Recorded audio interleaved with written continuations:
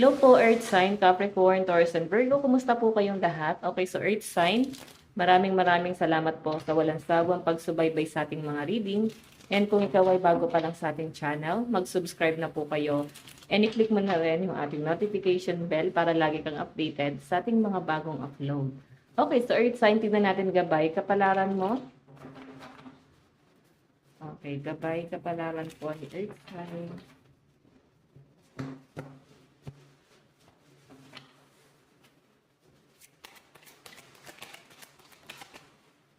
Okay. So, Earth sign, meron tayong Nine of Swords. Mukhang may tampuhan kayo ng person mo.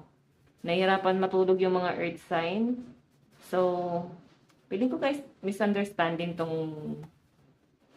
Ayan, nagkakaroon kayo ng misunderstanding. The Magician yung energy. Nakikita ko sa mga Earth sign,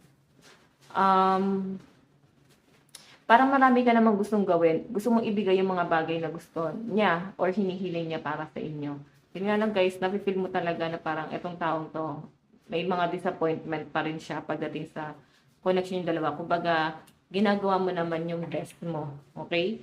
May mga earth sign kasi rito guys na maaaring wala kayo guys label na tong taong to. Pero parang napipilitan ka. Okay? Napipilitan ka sa relasyon yung dalawa. O iba sa inyo guys sa ugnayan nyo. Kung ano mang ugnayan meron kayo. And nakikita ko naman na ginawa mo yung best mo para dito sa relationship na to. Okay, so tingnan natin. Dami. Isa lang po, spirit guide. Okay, so meron tayo guys, the moon. Okay.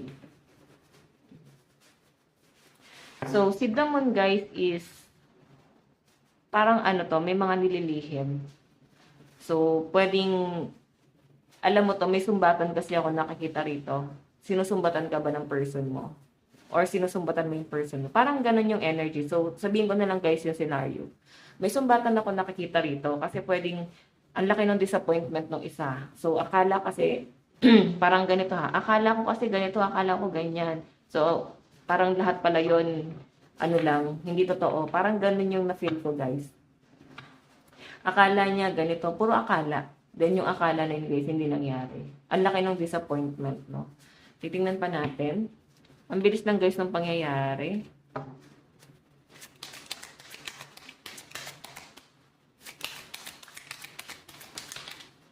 Meron tayong Knight of Cups. So, feeling ko guys, may mga nagsisisi dito pagdating sa relationship nila sa person nila. Earth sign, feeling ko, ikaw to o yung person mo. Basta may nagsisisi dito na parang dapat pala hindi na lang to ipinagpatuloy. Na parang ang laki ng regret kasi itong taong to, ang dami niyang kasinungalingan na sinabi. Then, taliwas dun sa kung ano yung inaakala mo siguro or neto ni person. Pero sabihin na natin guys na sa'yo, no? Taliwas kasi sa inaakala mo yung pwedeng mangyari. Then parang hindi talaga guys nangyari yung mga in-expect mo dito sa relasyon na to. Okay, so Knight of Cups sa pinapakita sa akin dito, fear kasi guys yung naramdaman sa inyo ng taong to. Mahal talaga kayo nito ni person. Ang problema lang guys, kailangan niyang magsinungaling siguro para makuha kanya, earth sign, or kailangan meron siya mga bagay na itago. Okay, so tingnan pa natin.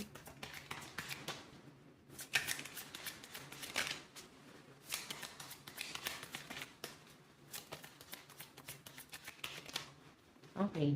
Meron tayong judgment. So, kahit magsisi pa guys nandyan na yan. Okay? Isa na lang ang pwede mo maging solusyon. I-let go or i-let go ka ni person.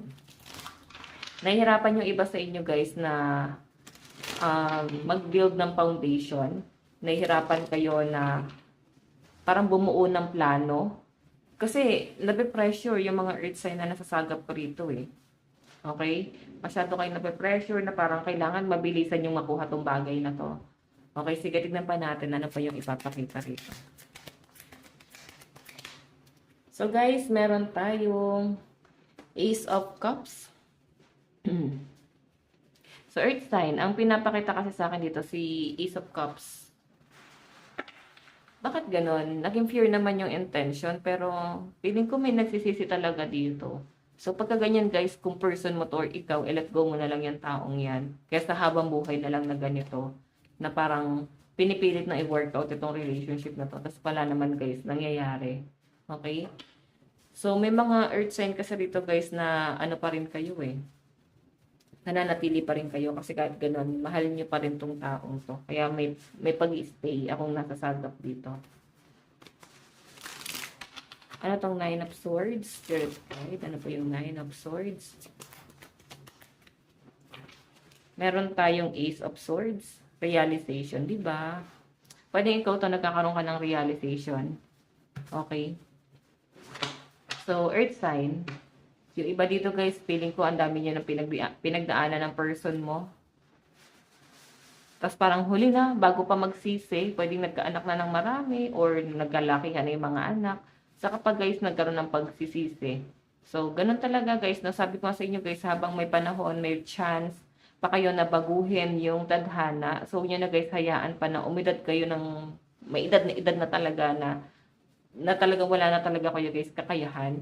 So, hanggat may kakayahan kayo, i-improve nyo guys yung sarili nyo. Okay? Hanggat bata-bata pa guys. Tignan natin na itong damon. Meron tayong Knight of Wands. Diba? So, siguro may mga earth sign dito na passionate. Okay? Ito naman guys, pagdating to sa career, feeling ko naging passionate ka naman do sa career na pinupurso mo, business. Pero bakit ganon? Hindi fair yung treatment. Yan yung nasasagap ko dito, earth sign. Pwedeng ikaw masyado kang nagmamalasakit dito kasi syempre pinagkatiwala sa inyo. Tapos parang sila, hindi ganun yung treatment guys, no? Talagang tinrato ka guys ng mas maliit pa. And grabe yung stress mo dito. Okay, tingnan natin ano itong Knight of Cups. Ano po itong Knight of Cups? So guys, meron tayong 10 of Cups. Okay, so guys, sa pinapakita sa akin dito, itong 10 of Cups na to, celebration, may nagpaplano ata ng kasal dito or baka may isa-celebrate naman, sorry, anniversary, birthday, patungkol to guys sa relationship ng person mo, no? Meron kayong isa-celebrate ng person. Tignan natin ano itong judgment. Meron tayong 4 of Cups. So, may mga ano dito guys na tinanggap na lang, no? Kaysa magsisi pa or manghinayang, parang tatanggapin na lang. Ito na yung sitwasyon. So, i-let go na lang lahat ng mga ano. I-let go na lang lahat ng mga regret. Nangyari na guys eh, di ba? So, kung may pagkakataon pa guys, i-let go na lang. Huwag na guys magsisi or manghinayang. Yung iba naman dito guys, pwede naghiwalay na. Bigla namang, alam mo ito, bago-bago ng mood. Pwede naghiwalay na kayo sa kapag nagsisi. Nung nagsasama, nagsisisi na eh. Nung naghiwalay, nagsisisi pa rin. So, saan ba lulugar talaga? Tignan natin na itong Ace of Cups. Ano itong Ace of Cups? Meron tayong 6 of Wands, kasunduan. Okay, iba sa inyo guys, pwedeng meron ka manliligaw dito. Ano ba to? Napasubo. May nasasagap ako parang napasubo na lang dito. Or pwedeng nag-try. Okay, so pwedeng past person to, tapos may new person ako nakakita rito guys na parang nakipagkasundo. Or meron kayong ina-entertain na new person. So the moon, kung hindi mo guys trip yung taong yan, huwag mo nang lokohin yung sarili mo, may hirapan ka lang, no? Habang lumilipas yung panahon, may hirapan ka na makuha niya yung loob mo and yung loyalty mo, honesty and, yan, loyalty and honesty. So, security rin, syempre, parang hindi mo kaya pang ibigay yun. Kung kay person mo yan, guys, pwede nyo guys reverse yung energy, no? Tingnan natin advice. Advice. Meron tayong, I am surrounded by angels. Okay? Alam mo, ginagabayan ka ng mga angel mo, o ng mga spirit guide mo, kasi medyo magulo mag-isip ang ibang earth sign na nandito. So, ayan. Maswerte ka kasi active yung mga gabay mo. Okay. So, guys, earth sign, ito lang naman po ang inyong reading. Bukas po ulit. God bless and love you all. Bye-bye!